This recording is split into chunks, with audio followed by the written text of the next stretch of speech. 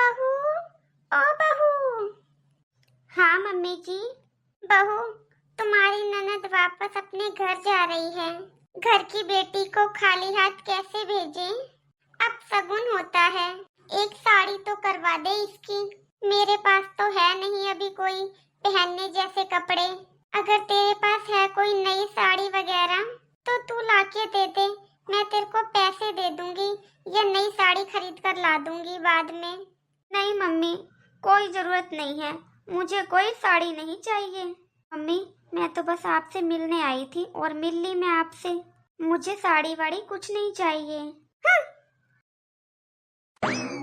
अरे बेटा, ये तो शगुन होता है। कौन सी बेटी अपने मायके में लेने आती है? कोई नहीं लेने आती बेटा। ये तो हम तुम्हारे कर्म का ही देते हैं बेटा।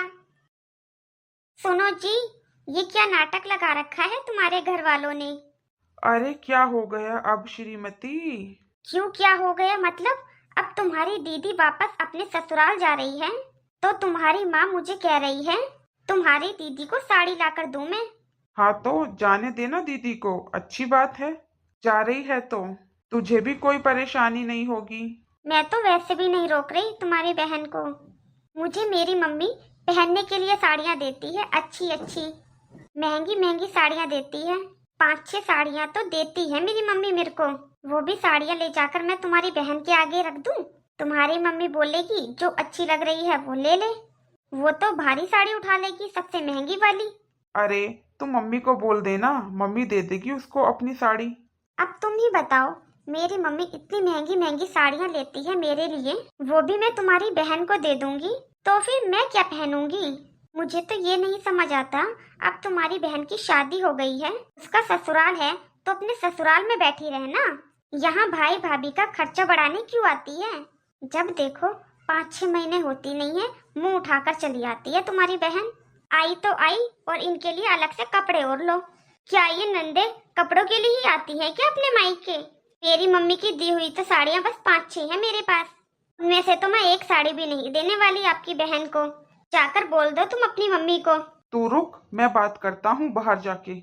इन माँ बेटियों को तो मुझे ही समझाना पड़ेगा।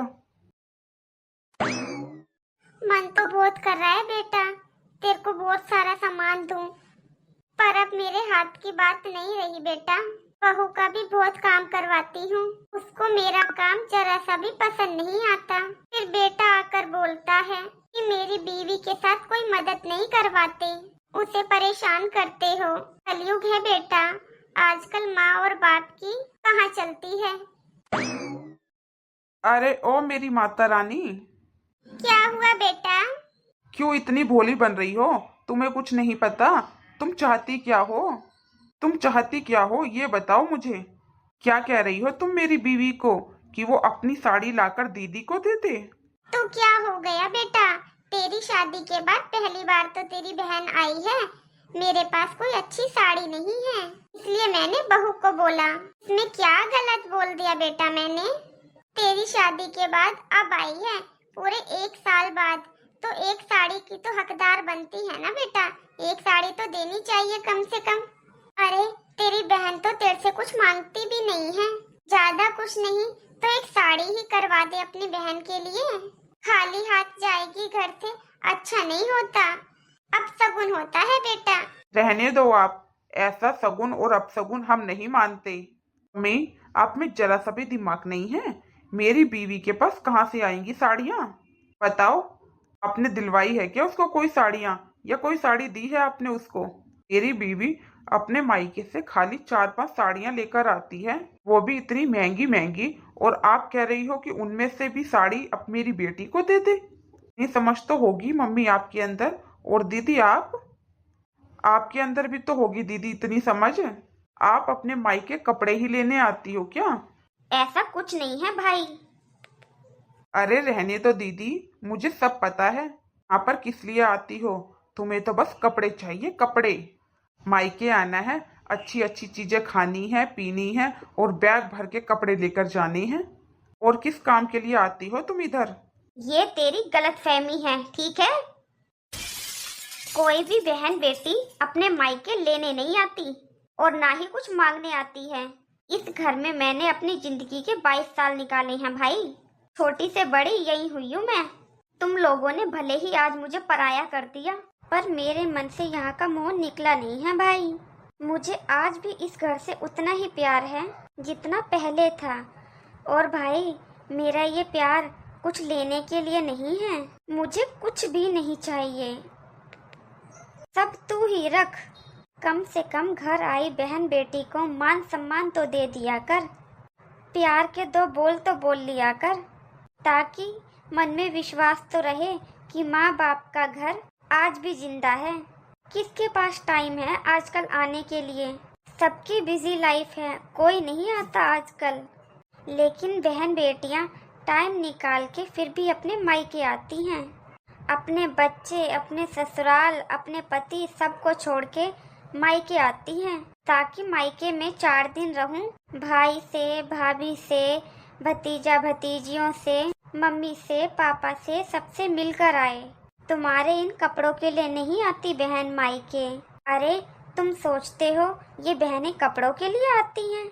नहीं भाई नहीं, कपड़े सबके घर में होते हैं, खाना रोटी पानी सबके घर में है।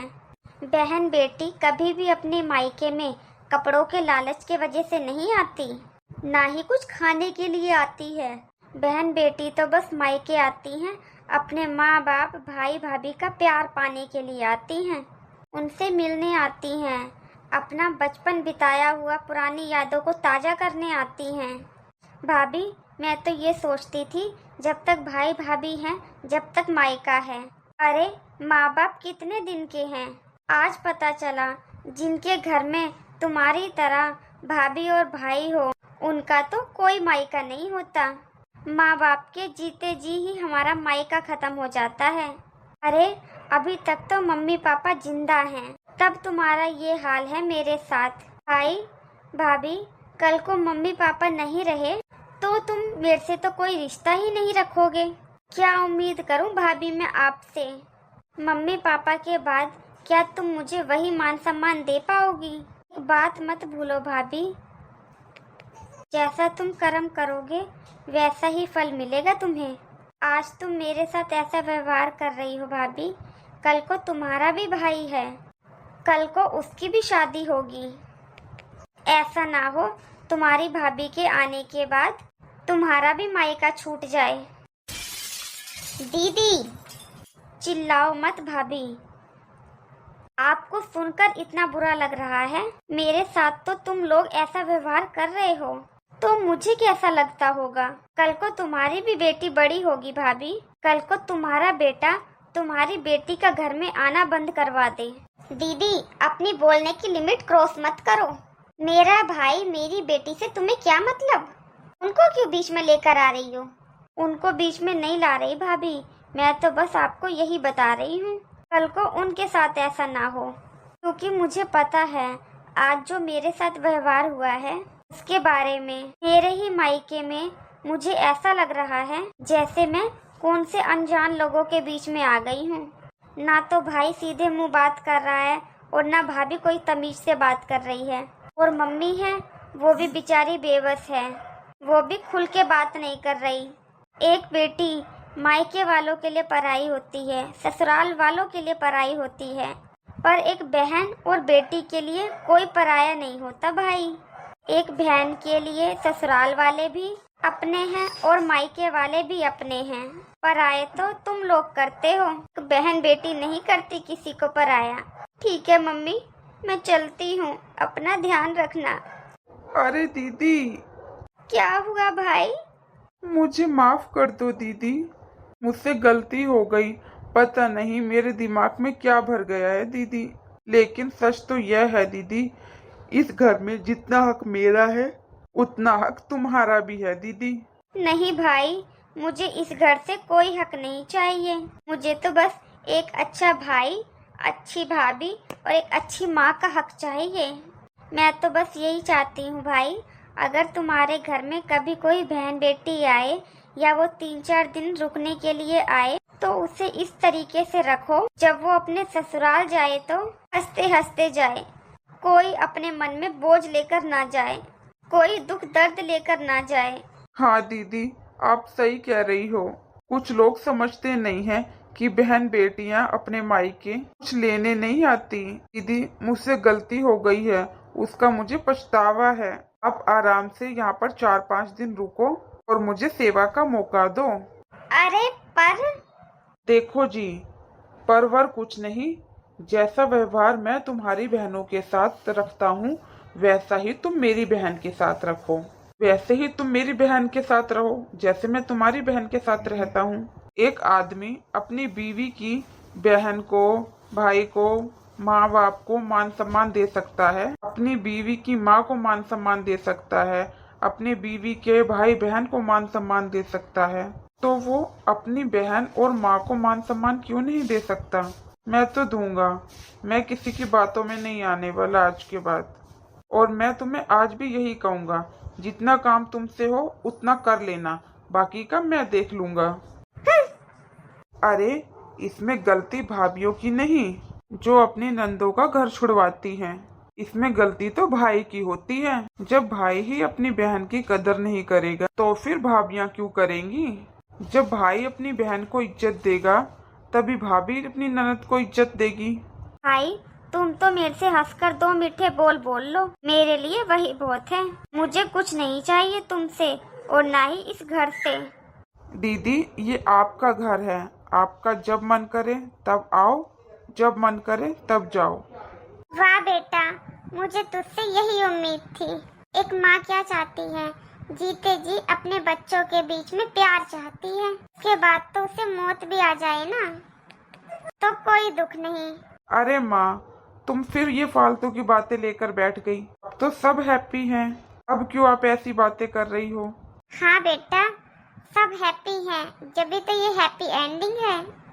हेलो दोस्तों, कैसे हो आप सब? आई होप अच्छे होंगे। तो आपको हमारी आज की ये कहानी कैसी लगी? कमेंट बॉक्स में अपनी राय जरूर बताना। और अगर वीडियो अच्छी लगी हो तो लाइक करना मत भूलना।